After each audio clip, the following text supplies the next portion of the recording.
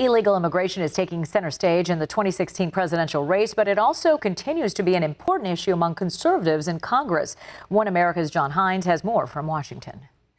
The president has said he would pursue his own immigration policy with or without Congress.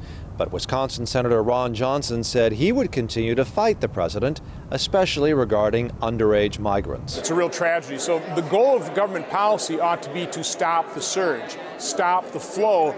And the way you do that is you have to look at the incentives we create for children coming into our country. And we have a number of them. Johnson says these incentives include delayed action on childhood arrivals and a lengthy adjudication process. The chairman of the Senate panel on Homeland Security and Government Affairs says that, in a way, it's due to President Obama's policies. They get into the country, and even though President Obama's executive action doesn't apply to them, it in effect does, because we don't send any back, and they use social media. And so the reality is if you get here from Central America, you're going to stay. Johnson says the problem is that the U.S. does not send migrants back.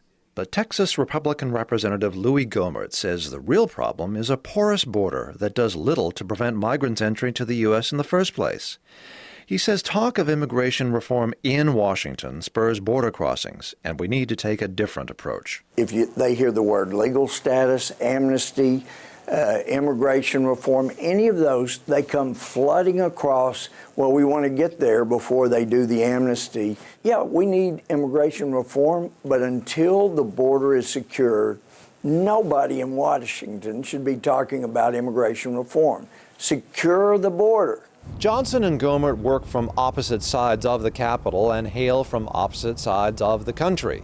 They agree, however, that the effort to stop the president's immigration policy will continue to animate the presidential campaign and conservative members of Congress for some time to come.